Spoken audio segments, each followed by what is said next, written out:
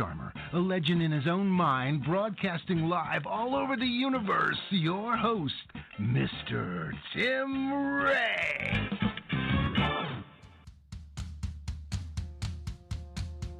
Welcome back. Tim Ray, host of Good Intentions Show. I'm back in the saddle again, Wahid.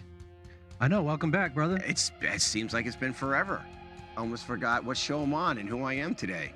So, hello, everyone. 99.1 listeners out there. So glad to see you guys, or at least hear you guys again, and hearing us as well at the Foundation and the UI Media Network. And all our new app listeners. We have thousands, I think over 11,000 climbing of new app listeners downloading our app, uimediaapp.com, and hearing all our shows on our network. And we're working on our community page, too, which is going to be a big hit. You guys are going to want to check that out. Go to uimediaapp.com, put that in your browser, and save that right away. Also, our Metro Atlanteans on Talk 10 FM, and, of course, WTTA 101.2 in Kentucky and Ohio. Boy, I just love our folks out there. You guys are brilliant. You love to be challenged on your thinking and on your art thinking as well, and challenging the status quo. Come here. Don't go to mainstream media anymore. Just let it go. It's kind of like a bad idea. You just got to let it go sometimes. And welcome to the new media. And eventually we'll be the mainstream media, because truth will always prevail. And that is the bottom line. That's right. There you go. Right there, Wahid. Boy, we got a lot coming up. We have the Match Made in Heaven. Our new, talk about reinventing yourselves. And guys, today we are talking about reinventing yourselves. I have an incredible guest, Felipe Barganier, right? And he is here, and we're going to be talking about reinventing yourself and living life without any regrets. How often do we do that? How often do we have regrets? And what does that mean? And I have a kind of a philosophy on that I'll share with you too. So you're not going to want to miss this show. So stay tuned for that. But we also have the Match Made in Heaven, premieres June 20th. Of course, at 4 p.m. here live on radio and on television. Numerologist Gloria Parker, of course, she's one of our favorites, and astrologer Lorelei Robbins. They're pairing up. They're teaming up now. And they're giving information from the stars, from the heavens, Match Made in Heaven, with anybody who calls in or the special guests, and reading numerology, reading numbers, and reading the stars. Pretty fascinating. They're a dynamic duo, aren't they? They just love them. Oh, yeah, they're great. I know. I do, too. Two of my favorites. I know. Mine, too. I think they're interviewing a... I'm not sure if they're interviewing anybody. I think they're just going to have their first premiere on that day with them two and taking calls. Also, later on, we got 6 p.m. today, we got the Soulful Family with Cheryl Andrea. She's interviewing CPA and wealth strategist Holly Signorelli. I think I said that right. And she is, Cheryl is just fantastic. We had her on our Wake in Atlanta show a little while ago, and she was just off the hook, really putting Shannon in her place, which she needs to be put in her place often. Right. She's my co-host on Awake in Atlanta. And also, guys, don't forget, save this date right now, July 20th. Hundreds of people are going to be showing up. It's off the hook already on Facebook, and we're moving folks into the Eventbrite. So if you haven't signed up on the Eventbrite, go to the eventbrite.com and look for Awake in Atlanta. I'll have to get more of the links sent to you. And it's going to be the largest and biggest celebration party in Atlanta, Georgia's history. I can tell you that much. It's over at the Gate City Brewing Company in Roswell, Georgia, and we're going to have influencers there, top business leaders of Atlanta, and we're going to be also sharing anybody who understands how important it is to have a medium and have a platform to get your truth out, where it's not being censored, it's not being shut down, it's not being limited because somebody else's truth is more important. So it's very important to have that venue, and that's what we have at the UI Media Network, and we'll be sharing that with everybody in Atlanta who's coming there as well. And we'll have another special guest too, which I'm going to keep it very quiet for right now, but you're not going to miss that.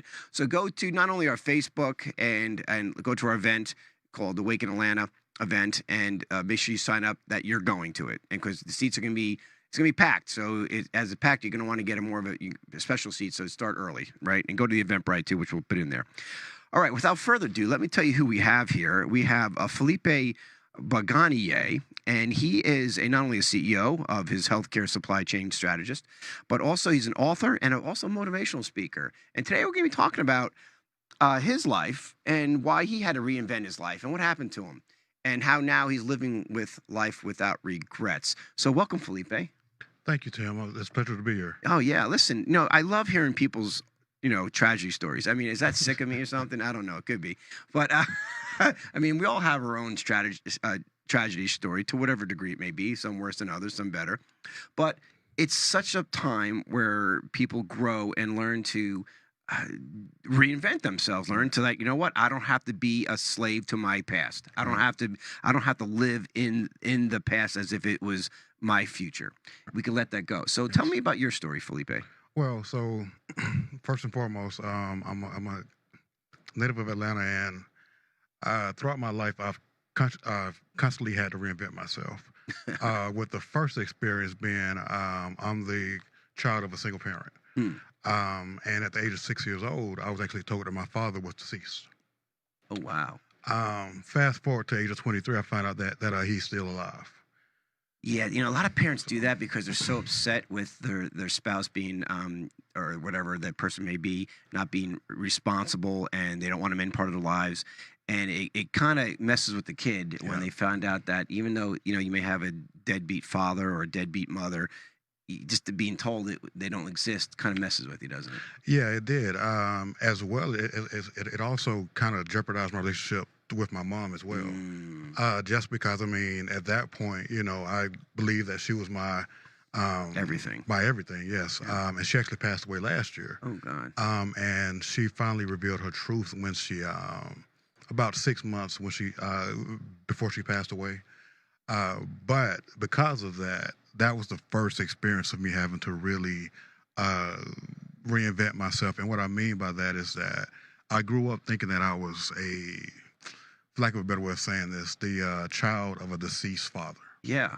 And, praying to him and, whenever my mother was mean to me, stuff like that. Sure. But then realizing that I was really tapping into an energy source that I was praying to. So it actually helped me manifest a lot of things in my life. Oh, so interesting thought. So basically, as you created in your own mind that you had a relationship with your father who was deceased, it was this energy source that perhaps, I don't know, say communicated with you, but gave you comfort.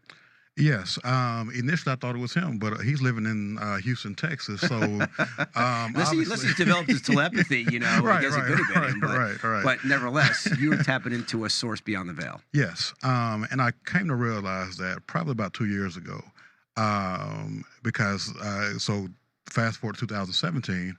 2017 was probably the greatest year of my life professionally. 2017, I was recognized as one of the top 5 consultants in the country in employee benefits, the first minority. In addition to that, I had a #1 best-selling book, was happily married, yada, yada, yada. If you understand how energy works and how the universe works, it has a sense of humor. They call that Leela in the Hindu. Leela, God has a sense of humor. Yeah. Right. Even when you're flat down on your face, right? Yes. So imagine this, 2017, I'm getting all of these accolades and awards and just living life. Yeah. Living life with no regrets. Fast forward 2018, I go through a divorce. My mother passes away, and I lose 80% of my income. I have a similar story to that, but that is phenomenal. So here it is. You grew up thinking that you only had your father was deceased, and you have this success too later on. And now within a year, you lose it all. Yes. The only thing. Talk about God having a sense of humor. Yeah. So what I started to understand also is that in order for you to achieve true greatness, you have to have extreme adversity. So whenever you go through anything that is extremely tragic, I really feel like if you learn how to repurpose that energy, for you to be able to take that energy and use it, it's kind of like a rocket ship. Yeah. Whenever they're launching the space shuttle, there's a huge amount of energy on the ground because it's got to be propelled to go to to go through the stratosphere, right? To get to the moon or to wherever it's going, right? So it's the same thing with life, in my opinion, is that a lot of times, people don't want to, face adversity, but I feel like, first of all, you have to be humble. So I felt like God was trying to humble me, like, look, okay, I'm going to take you here in 17.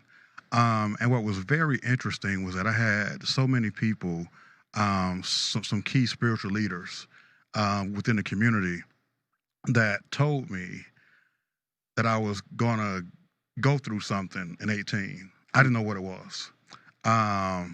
Also 2017, I got invited over to China to talk about my company because of the recognition I got. So I was doing some work over there. Right. So I was like, man, life is about to get real. Yeah. Like, I'm about to enjoy this.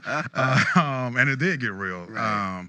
But during that time, I learned a lot about myself. So you got a divorce. You lost your majority of your wealth. You had all this information, and it had to have been extremely disappointing to you and depressing, I should say, on some level, right? Yeah, to an extreme level. Did you leave? Did you sleep a lot? Yeah, A lot of depressed people sleep a lot. You know? Well, I slept a lot because I just didn't understand what was going on. And the biggest thing was, so in January, I separated from my wife, or now ex-wife. In May, in mid-May, I'm over in China again doing some stuff over there. Come back home, find my mother in a horrible state. Yeah. While I'm in China, I get an email on the way back to Atlanta stating that we can no longer service this client that we had, which was 80% of our revenue for 15 years. Sure.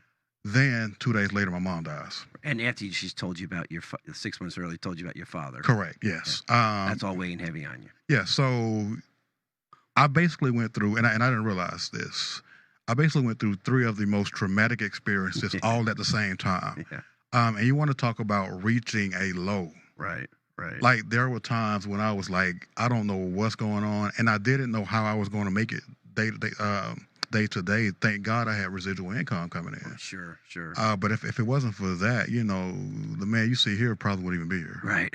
It's amazing how I hear these stories and how they're just like right now, you probably would look back on that and say, well, I wouldn't change a thing, right? You're correct. So tell me about this living. I get the reinventing part, which we'll talk about here in a minute, but tell me about this living life with no regrets. What regrets did you believe you had prior to this? Well, I would say one of the biggest regrets was not maximizing my right now. So many people live in the past, whether it's based on relationships or upbringing or, societal issues and just various things. And I really feel like if you start to live, I know that when you really start to live your life in the now, not worried about tomorrow, not saying that, of course, you have to plan. Yeah. But so many people, especially with social media and things of that nature, they're not really living in the moment. And that was my problem, was that I was always looking to the future, and trying to, I can't wait till I get here. Well, what if you don't ever get there? Yeah. What about here? Enjoy the journey. Right. Because if you get there and you never experience anything and you don't enjoy, the path. You're waiting for the next future. You're waiting for the next future moment. And you're probably going to be let down when you get there. Yeah, because your expectations are just, you expect, right? And when you expect something, you're thinking future. Correct. When you don't expect something, you're in the present moment, right? Or when you're focused on something that's making you sad, you're usually in a depressed. You're living in the past, right? So you had this eye opener, this waking up of, wow, I really need to be in the present moment, and in the present moment. How you're not creating regrets. It's when you're not in the present moment when you create regrets. Correct. Right? Yeah. So we got 30 seconds here before we go on break here, but when we get back, let's talk about some of these regrets that you let go. Okay. And that maybe other people can identify with, because as you have tragedy or you have unfortunate circumstances in our lives, often we look back and it was God giving us this opportunity to grow from. And looking from that perspective, maybe we don't have to be so worried about it when those things happen to us, right? That's correct. Guys, incredible story we have today. We're talking to Felipe Barganier. Come on, there you go. I'm getting it down. French, sounds very French to me. It is. All right, we'll be right back. A lot more to the story. We'll see you in a minute.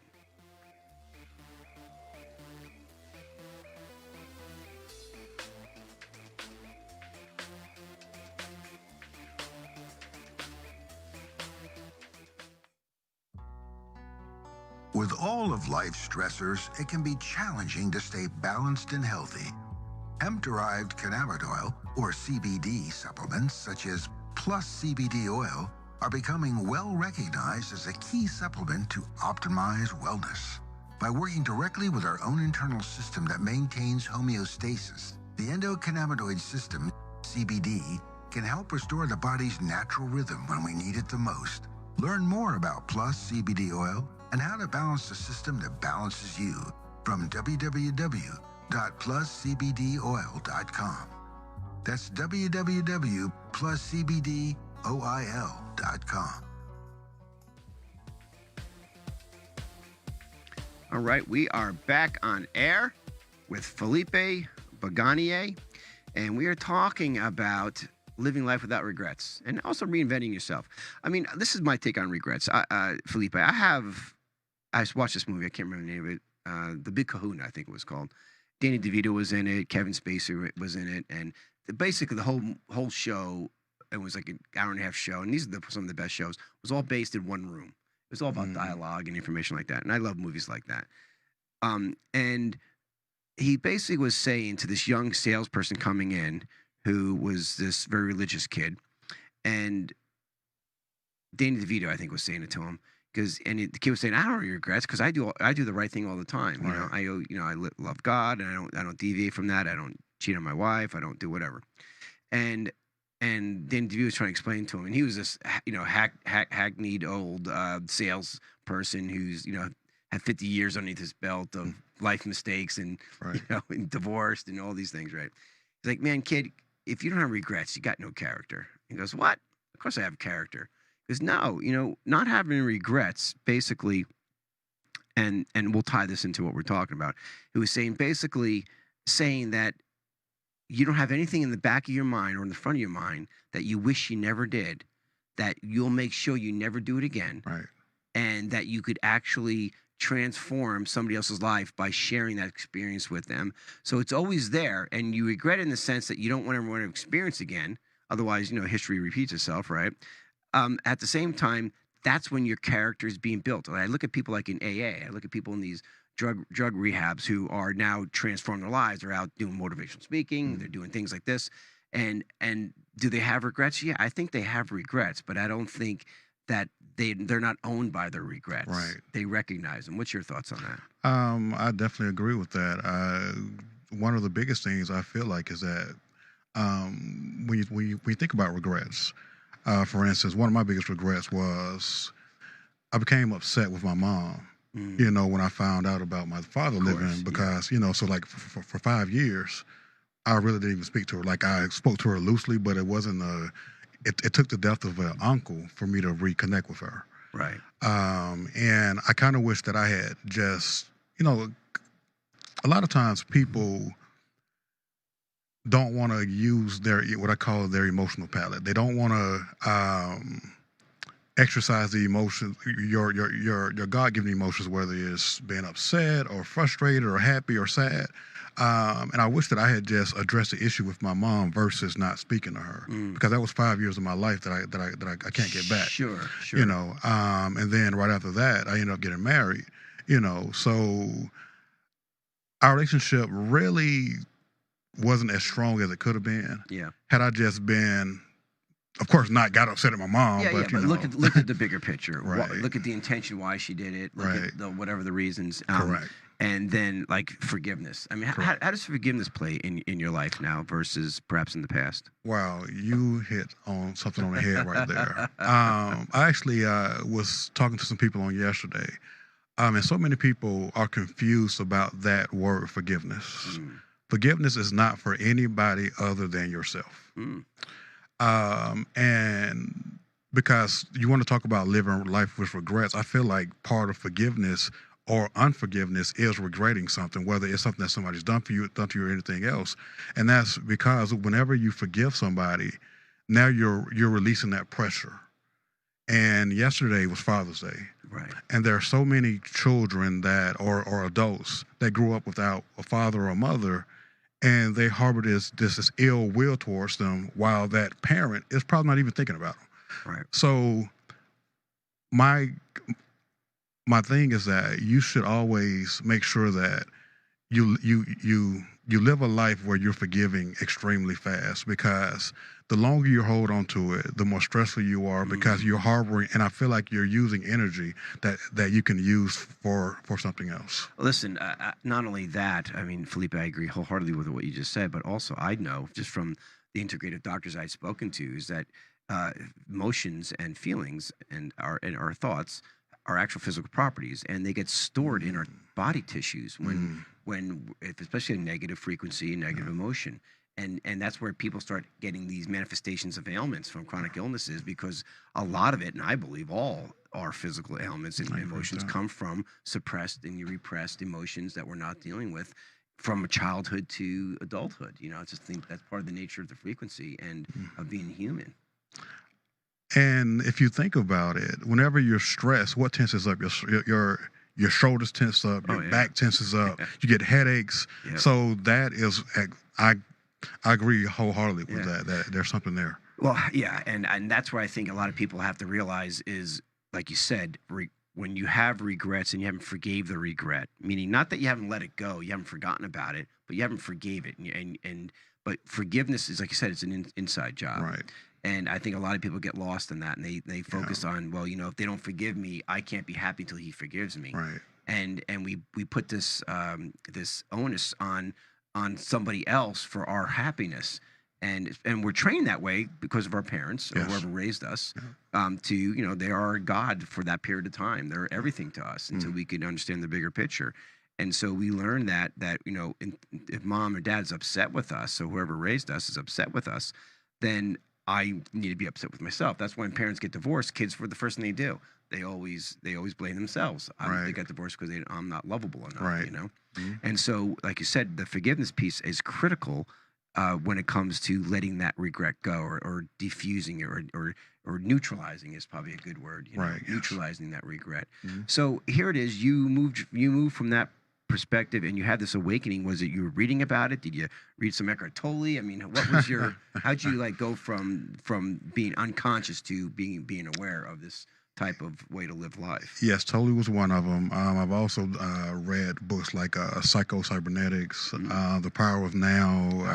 It's one of my favorites. Think and Grow Rich. Oh yes, that book is phenomenal. The Motivation Manifesto. Like last year, I started reading a lot. I just had all of these books. Oh, and The Power of Your Conscious, of Your Subconscious Mind also. Ooh, yeah. Now you're talking my language. Yeah. So, and I really started to understand this thing we call life. You know. Welcome to the real reality. Yes. A little Morpheus moment, right? Yes. Unplugged, and now like, wow, where have I been, right? Yeah, it's a whole nother world. Yeah, and here's the thing, is that it's hiding in plain sight. A lot of the cliches that we use are based on the fact that we are energy. Like everything that we do, we have control over. Yeah. I've got a gut feeling. And your gut is supposed to be your third brain. So you think about everything that we're saying. Yeah. You know, it's right here in plain sight. Even if you're a Christian or whatever religion, if you read books like the Bible is a book of manifestation. If you read it the way that it was written. You know, I was talking to a friend of mine about that too. I'm like I was talking about frequencies and how Christ could be a frequency, energy be a frequency, and of course the real people and all that. Right. But I was talking on the frequency level, and I'm like, well, the Bible talks about that too. Like, you know, the you want to be similar to the same yolks of the egg, right? That's a frequency matching, you know, and it's if you get another way of looking at it, right? You can look at it from many different perspectives, but that's one way to look at it. But you're right. Everything is because guys, we're made of energy. We're vibrating at a certain hertz. Everything, every cell, this table, everything is vibrating at a certain hertz and frequency. This whole world is. The world has a certain level of frequency. I think it's like 13 hertz right now, or whatever, megahertz, whatever they call it.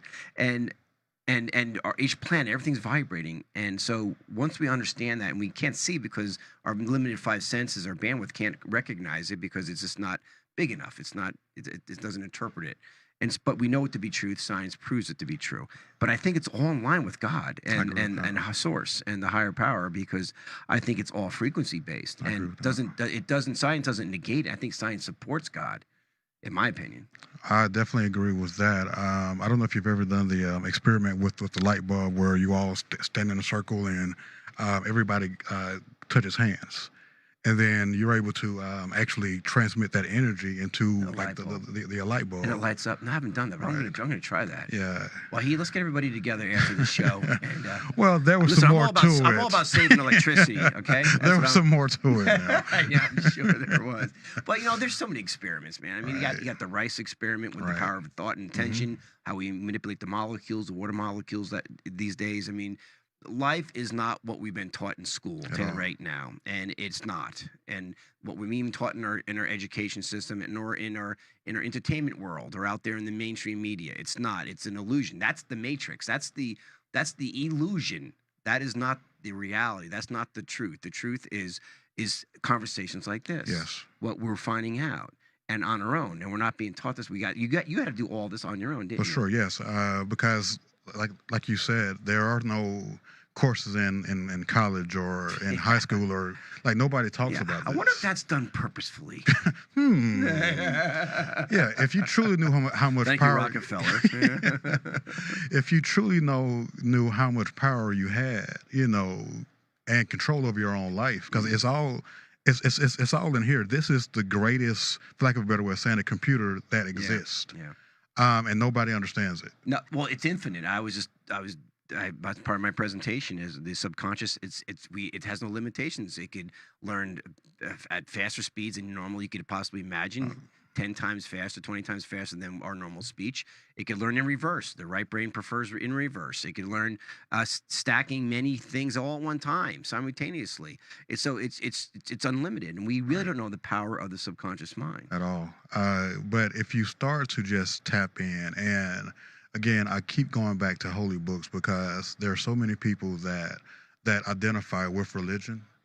But they gloss over, and I believe that it's done purposely, that a lot of religious groups, the leaders gloss over the text that goes, you have the power, or you can do.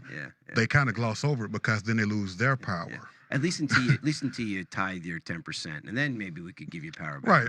Right. But and I should say, because I think tithing is important, giving back is important. Yeah, but the whole point of receiving and giving, and not manipulating a religion or a belief because you want to have control over. Right. And I think that's where a lot of people go wrong. That absolute power corrupts absolutely. And we pervert almost every religion. I mean, I can look at every religion from Christianity to Hindu to Islam, how perverted many of the ways have been. And if it wasn't perverted in the sense of taken out and used for man's use, whatever it could be, and woman's use, then it wouldn't be so. It wouldn't have so many derivative and so many different denominations of the religion. Right. I mean, look at Christianity alone. I mean, how many we got? 50, 100, 200? You're correct. I mean, there's a new one popping up every day in Christ's name. He's the one who said, I didn't come here for religion. I came here to fulfill prophecy. He'd be, what would he be doing right now? I can't even say he's rolling over in his grave because I don't know where the hell he is right now, But, so it's amazing how we just take that for granted, and how often it's being misused. And then it sounds like a certain truth. So it sounds to the gut instinct like it's real. And then also they go off on these tangents. And Felipe, when we get back from break, let's talk about our gut instinct, because you talked about a couple of things, the heart brain, the gut brain, of course, our brain. But I like to talk about the listening to our body. Okay. And how when we listen to our body, it could help us with not making that decision where a potential regret would pop up, and where you not always have to reinvent yourself. And we'll talk about that as well. Right, okay. And a little more what you're doing at your work in addition to. So much more to talk about, guys. I can't tell you. Stay tuned. We'll be right back. We have an incredible story and incredible thoughts to share. We'll be right back.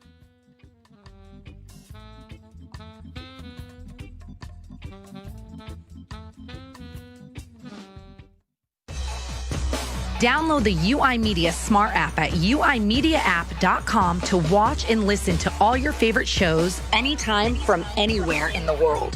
Shows that enrich, entertain, educate, and feeds the conscious cells throughout your body. We bring you never heard before topics in health, inspiration, music, psychics, numerology, current affairs, controversies, and much, much more. So what are you waiting for? Visit www.uimediaapp.com and start raising your frequency now. All right, we are back with Felipe Barganier, and CEO, author, motivational speaker. What are you author of? What's the book you wrote? So I've got one book called Breaking Through the Status Quo. Ooh, wow. And I've got another book that I'm writing now called Undead Beat Your Son. Undead Beat Your Son. Well, Yes. Of course, your history there, right? Right, yeah. But do you look back now like, wow, that kind of brought you to source, didn't it? It did. That's why. In a way, yeah. Yeah, I really don't regret anything that I've gone through, even from my mom. Because it made me into the person that I am today. And it's when you start to look at life optimistically through everything, it basically gives you a different lens to appreciate what you've gone through. And I really don't regret anything that I've experienced. So, and I think it gets to the point in people's lives when you look at the bigger picture, God, who was I just talking to about this? It was how when we look at like all these horrible things that happen to the children, at younger age, like kids now are getting cancer, and I could tie in how they're getting cancer more than ever before, and it's not just a coincidence. I mean, it's man-made, and in my opinion, but at the same time, there's a 50,000 viewpoint, a different viewpoint you could look at it from. If you believe that we come here for a purpose, and you believe that perhaps we have souls come back again, and you believe that between lives they share and they create these different scenarios of what they want to experience. Like, I want to be a child that has this type of experience. But and then he's like, wow, how can a child want to have that type of horrible experience to die, and to look at that perspective, if you believe that. But if it's true, if it is true, it does bring back the point that, there really is no death. This is all an illusion. I mean, this is just, and we interpret as, because of our limited bandwidth, we interpret as finality, Right. final. But it's not. And we know beyond the veil, people know beyond the veil, that there is no death. Right. And that it may feel painful right now, but it's our brain interpreting what pain is. Some people could turn pain off. Some people can enhance pain. Some people could, but it's all about our mind and control. Right. And about, we were talking about with our instincts, right? Our gut instincts too. So to me, I find that very fascinating. And we could go off on a tangent on that if you would like to, but I would like to bring it back to realizing our gut instincts. And like, when did you realize that, you need to follow your gut? Because a lot of times, most of us, we don't even realize our gut's telling us anything. We just move on. We're so lost in our head. We're really a world of intellect, and not so much of the heart, or even the gut. Yeah. So I would probably say my first experience was when I was 13 years old. So here's another. Bring out your tissues. No, I'm just kidding. So when I was 13, why he's a crier? He liked to cry. He hasn't cried in a while. Yeah. When I was 13, I was diagnosed with a disease called Graves' disease, which is hyperthyroidism. So that was another time I had to reinvent myself. Prior to then, I made all straight A's and B's and was just this phenomenal kid as far as grades. Yeah. And at that time, I started receiving D's and F's. Wow. And my mother and you're like, screw it. Why do I care about school? It's probably would have been the best thing. I mean, honestly, I don't know if it does you any good anyway. And don't tell your parents that. Well, actually, mine was beyond my control. Right. Yeah, I know. The disease made it extremely hard for me to concentrate and focus and all of that. Gotcha. And I ended up learning that disease is actually one that can be brought on by stress. But at that time, my mother actually, because she had a master's degree, my father is a highly accomplished attorney in Houston. Of course, I didn't know that. I thought he was deceased at the time. But she used to tell me all these stories about him. Right. But so at that time, that's a tough one to hold on to. Your father's an attorney in Houston and keeping that quiet. Yeah, Mom, I'd be a little bit upset at that too. Right. You're thinking that he's just out moseying around, doing whatever he's doing, but here he is. Yeah, I got you. Yeah. So when I was receiving these bad grades, my mother basically disowned me and said that you couldn't be my child or because you're making these horrible grades. So I went in my room and cried, and then I had this feeling Yeah. that told me just to write down your life goals to the age of 40. And I did it. And I remember writing down, one of them was I wanted to make over $1 million by the time I was 40. I'd done that. Right. Another one was being married by the age of 25. Another one was having my first child by the age of 25. And then there were some more in there, but every last one of them, and I've only seen it that one day. Wow. So it You kind still of have that? It's at my sister's house somewhere. I have no idea where it is. Sis. Come on, this is like, it's there somewhere. you got to find it. It's there somewhere. That's phenomenal. So, Yeah. so you really had this high pressure environment where you had to perform. Right. Hence, your stress came over. It actually created a chronic illness for yourself called Graves, right? And how'd you overcome that? That's just fascinating. Well, so I overcame it. We went to a doctor. The doctor diagnosed me with Graves' disease and actually said that had it not been caught then, within a year and a half, so I was 13, 14 then, I probably wouldn't even be here. Wow. Did your mom like, oh, oops? Right. Well, I think she probably felt bad. Yeah. But what it did was I had to reinvent myself. Wow. Because instead of me being on this guaranteed path to college, it was more like, I don't know if you're going anywhere with these grades. Right. But I basically got hyper focused on making straight A's and B's again and was able to get into one of the top universities in the country. Well, congratulations on that. So here you are turning out. And when you say reinvent, I assume you more so like you mean is you have to rethink your stinking thinking and let that go and go down a road of positive, more, more healthier ways of processing information, or how do you describe that? Well, that would definitely be a part of it, but because of I mean, I can go on and on with my stories, but because of we love stories here.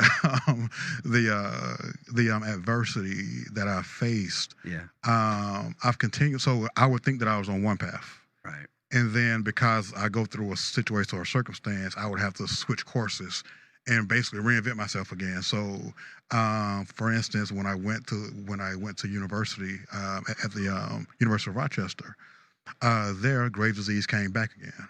My freshman year, my mother didn't tell me. You get stress related, right? Yeah. Because there was a lot of stuff that went on between 14 and 18. Sure. But so up there, I was hyper focused on being this great student, blah blah blah. But because the grades came back, my grades dropped. Mm.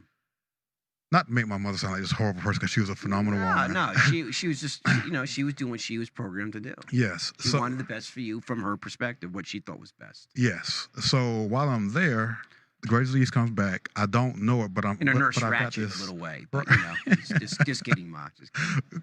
But I had this gut feeling that something wasn't right with me because I couldn't focus. I ended up coming back home for Christmas, and my mother was like, I didn't want to scare you, but the doctor, when you came home the last time, the blood work came back that the Graves was back. Oh, wow. So I had to have surgery when I came back home for Christmas break. Oh, God. So, make a long story short, ended up getting knocked out of university for a while and had to reinvent myself again. So I thought I was going to be this phenomenal physician because I wanted to be a cardiologist. No kidding. That was my goal. But because of that, I had to reinvent who I was. And just like time and time again, it's just. And how'd you reinvent it? How'd you reinvent yourself? Well, basically, then I just had to go, okay, God, I don't know what you're doing. So I'm obviously. I have no idea what your plan is, but can we slow down the pain and suffering? Right. And doing that, that's all. So I wasn't able to go back immediately. I ended up getting a job at Best Buy as an inventory supervisor. When I got that job, from cardiologist to working at Best Buy. Right. But I was an inventory supervisor in that business. Don't forget that. Don't forget that. I was over all the inventory in the store. And which led you to some great stuff, which we'll hear about. Yes. So while I was there, was some great stuff, but also some painful stuff. So while I was there, I was like, okay, I'm going to be this, this excellent Best Buy person while I'm there. Because for whatever reason, God has always promoted me extremely fast in anything that I've ever done. Excellent. And while I was there, quick learner. I'm an inventory supervisor, right? And one of my friends calls me from the car audio department. She was a real good friend of mine. And this guy gave her a card. It had my last name on it, and it was my half brother I had never seen in my life. Wow. Did you know he existed? I knew that he existed, but I understand now why I didn't know him. So I ended up coming. That was one thing you thanked your mom for, right? Yes. Well, yeah. I ended up coming up front and speaking to him. He starts to speak of our father in the present tense. Now remember, at this time, I think that my father's deceased. Yeah. Oh, yeah. So I start speaking to him, and I go, "Man, you speaking to about our father, like he's here, like you talked to him yesterday." He said, "I did. He just left Atlanta." I literally, at that time, could not hold back the tears. I had to take off 2 weeks of work because that was such a traumatic. Because I'm like, wait a minute, my whole life has been a lie. Yeah. So I started internalizing myself like it was my fault. Like, oh my God, I've been telling everybody that my father's deceased. Now how am I gonna do this? Sure. Then I tell her, she goes, "He was dead to me." I knew that was coming. Yeah. Also, he's dead to everybody. But also, get this. She also tells me, "Don't tell anybody that he's alive." Put that pressure on you there. Right, because she wanted to continue to live the lie. Right. Because she told everybody he was dead. Yeah, so she was this widowed wife. Yeah. And I just couldn't do it. And everybody felt sorry for her, right? Right. So change that narrative. Yeah. So how'd you process that? That was hard. Yeah. Because at that point I didn't know who I could trust. Sure. Because your mother is supposed to be your wiser, protector. So but your mom is, but your mom's your mom, right? Yeah. And I'm just so glad that we got closure before she passed away. Good. But I really feel like part of my calling here on this planet, talk about callings, is to help inspire people. And I believe that when you're chosen to go through so much adversity, that you have to use it to help other people. Right. And I'm able to relate to so many now. Well, especially with that story, because people can relate to that. I guess the $1 million question here is, have you ever reunited with your father? Well, so that is a very interesting question. Or you can't acknowledge him. Well, so he's still in denial. I actually reached out to him. So if anybody's crying, I'm sorry, but get the tissues out. Yes. Why he get me my tissues? Right. I reached out to him, and he's been married 6 times, and he's a 7 times the charm, they say, right? right? and he's a pillar of the community in Houston. Believe it or not. No kidding. I bet he is a pillar. 6 marriages on there. That's a pretty solid approach to things. Right. But go ahead. So I reached out to him. His new wife answers the telephone, and I go, "Can I speak to Arthur Barganier?" Yeah. She goes, "Yeah, sure." So I call him. I'm like, "Okay, yeah." So my mother was lying. He must have been trying to find me. Yada yada yada. Yeah. He's like, "Who?" I call. Who you? Yeah, that was basically how it went. It was like, "Who?" I don't have a son named Felipe, and I was like, "Are you Arthur Barganier? You used to live in Atlanta, Georgia. Do you know Barbara?" I don't know what you're talking about. Oh, so you knew he was lying at that point. Yes, and here's the crazy thing about it is that he promotes a relationship between me and my step siblings. Oh, really? Yes, He just doesn't want to pay for anything. But you tell me you're a grown man making your own money. You don't have to pay for anything. What's the big deal? Right. So, but is he more concerned about upsetting his present wife? Well, he's more upset about it's more about that, and also he's lost a lot through those divorces because he has a lot of money and assets. Right. So he's afraid of being wiped out again if she finds out the truth. I got you. So wow, that's a really tough, sad situation. Yeah. Is there any way you could have a secret relationship with him? Well, I actually tried that. To your point earlier, I told my brother, I said, "Look, man, I don't want money or anything. The biggest thing there is that I've got 3 kids. Yeah. And I would like for them to have a relationship. Yeah, history, a legacy, a history. Right. Yeah.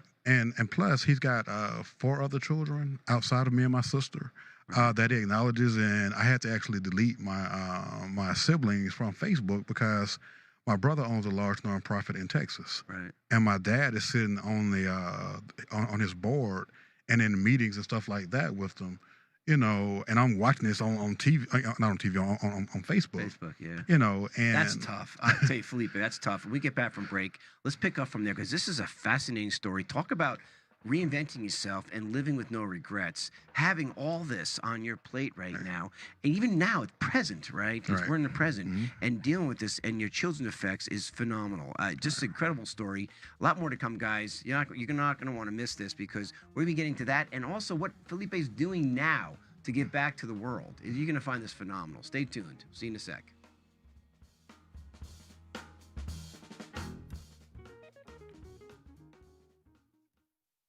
Hi, my name is Cheryl Andrea, and I'd like to welcome you to my show, The Soulful Family, addressing modern-day family dynamics from unique perspectives.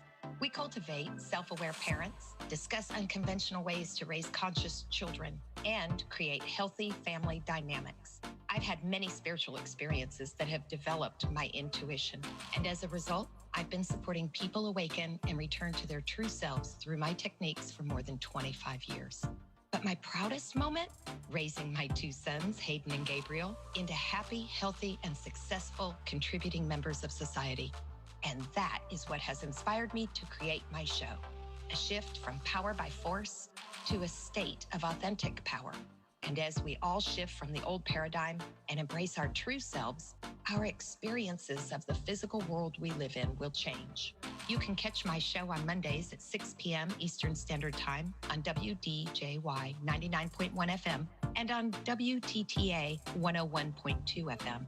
You can also watch me on Facebook Live at United Intentions and listen to my show on iTunes, iHeartRadio, Spreaker, Talk10FM.com, and many other platforms. And don't forget to download the UI Media app at uimediaapp.com, where you can also listen and watch my show anytime from anywhere in the world. However you participate, as a listener, calling in live on air, or becoming a sponsor, let's create healthy, soulful family dynamics together. All right, we are back with Felipe Barganier, and we are talking about his story, his lost father's story. It's sad, but yet it's a reality that we have to deal with. How you finally find your father, thinking that he's been searching for you, and all of a sudden your father doesn't want to even know you because he's just worried about his own life. It's been 40 whatever years, right? And why but people aren't taking account the child's and I say call you a child, but you're a child to him, right? The child's emotional grasp on wanting to connection to your family. Right. Like think about your children, what they would feel without you, right? If you just abandoned them in all their lives, whatever, it would be devastating. So here it is, you're trying to have a secret relationship, or you try to have a relationship, but how have you processed this? Now assume that you're never going to have that with them. How have you processed at this point in your life? Well, so basically what I've learned is that you can basically get rid of that energy by writing what I call a write-off letter. If he appeared today, of course I would have a relationship with him. But in order for my own sanity, I basically had to write the letter that had my innermost feelings regarding him, and what I wish that he could experience with me. What I wish that he could experience with my phenomenal children. Right. And I basically wrote that letter. I actually have his email address. So I've actually sent him emails with pictures and stuff. Yeah. But the last letter I wrote was basically a letter, of talk about forgiveness. Yeah. Of me forgiving him and freeing myself from that, because as long as you're caught up in that, like, you're forever in bondage. Yes. To that person that Absolutely. Isn't even, because he ain't thinking about me. No, he's not. No, yeah. See, it's like all that rented space being used up for something that no one's even there. Yeah. I agree. So good for you. That's a true lesson of that. And I think that's something that people have to realize, that it's your issue. It's not somebody else's, even though they could have perceived unharmed, they abandoned you, they whatever. But it's really the power lies within you, right? To what you can do with the forgiveness and what you can do with that energy. You can decide what you want to do. You ever tried the CBD oil? Not that one. I'll tell you, but I mean, you're into energy, but CBD, This is a great stuff. PlusCBDoil.com. Check it out, guys. I use it every day, and it's magical in many ways. It's preventative, which I think most of us need to be. Right. And it sounds like you are too. I mean, you're preventative in the sense that you went out, wrote the letter to him ahead of time proactively, and and made a point to let him know that you're forgiving him. And Right. and if he wants to communicate, so be it, And I wonder what that will do to his psyche over time, Right. Some people are connected, some people are disconnected. You just don't Right. know. Yeah. But it's your issue, right? Right. So here it is. And tell me how this assisted you in bringing you to where you are now with your business and what you're doing in your business. Well, so basically, what it has taught me is that, and to go back for 2 seconds back to Yeah. what we were talking about as far as spirituality Yeah. and Christ and stuff like that. I truly believe that the purpose of Christ coming back was to show us what we could do within our own, because it does say, and not to get religious or biblical, but you will do greater works than even I. So what does that mean? You're talking about somebody who walked on water, and I mean, basically, what it's saying is that you truly have the ability to manifest whatever type of life that you want. Amen. And it has allowed me to focus on something that I believe that we all have. I think everybody has their own version of genius. And when you tap into that, and I believe in living a life by design, and if you hone in on what your true purpose is, it just really allows you to flourish. So right now, all I'm working on is passion projects. If I'm not passionate about it, if I don't love it, if I only like it, I don't do it. Gotta love that. And it's true. And if keeping your passion on there, because that's why wish anything else, even if the money's not there yet. Yeah. Why wish yourself doing anything else if you're not passionate about it? I'm totally on board with you on that. And so, what is your passion project? Well, one of my biggest passion projects is actually global healthcare, which is actually how I. Well, get rid of the Obamacare first, would you, please? That's just destroying the world. Well, it's interesting that you say that, because that's my core field is healthcare. Single payer source system. I know the big agenda. They're all trying a single payer source system in there. You have one choice and that's it. And it's not Obama. It's been in work since the 1940s, 30s. Right. They're Yeah. trying to get this in place. Yeah, and what they're doing is they're really just putting a Band-Aid on healthcare. What I specialize in is actually coming in and helping employers actually lower the cost of the healthcare itself. Everybody tries to play the shell game and go from Aetna, Kaiser to Blue Cross. That is not the problem. No. That's like And changing that's the Band-Aid. definitely not the solution. Right. So we actually look at the claims, the pharmacy, all of that stuff. But back to this passion project. With the technology that we have right now, my passion is being able to get the basic healthcare services to the four corners of the earth. I feel like we should have telemedicine everywhere. Yeah, absolutely. Telemedicine is hot. And that is one of the that is one of the projects that I want to work on. Man, if you're working on it all, and I'd love to team up with you on this one, Felipe. But if you're working on integrative medicine with people learning how to heal themselves, through that process of dealing with energy, not just chemical response. And I think this is the future. I think not only future for healthcare medicine, we got to get out of this triage, this allopathic only model. We got to bring in preventative and integrative medicine. We got to focus on the wholeness, the holistic aspect of the person, the body, mind, and soul, not just the ailment there. Because if you believe, and I'm sure you do, that your 50 trillion cells that are within you are all working together for a purpose, and each one doing its own purpose. And then when we just focus on one little area, like in our pancreas or in our heart or in our chest, and we say that's something separate, a foreign object is in there, and we don't recognize that it's our own molecules that are going bad for a reason.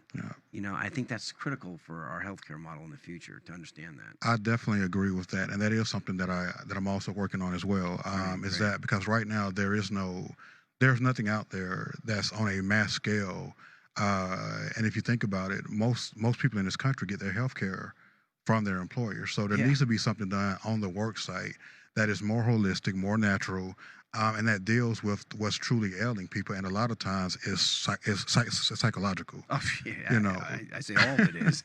Right. I've got a client where their number 4 and number 5 top expense is depression and anxiety. $3.5 million a year. Wow. That's crazy. Yeah. Well, look at the pharmaceutical industry. I mean, you look at all the medications that are coming out for sleeping and for from the Ambiens. And they got this new drug. I can't even know what it's called anymore. But it just knocks you out, and Right. then I got to warn you that you may not wake up. Right, yeah. It's like one of those warnings there. That take this antidepressant drug, you may kill yourself. Right, right. It's like take this take the sleeping pill, you may never wake up. It's like, But your skin will be beautiful. Yeah. It is to the point of ridiculous, right? So I'm glad you're exploring that, and so this is your passion project, right? Yes, yes.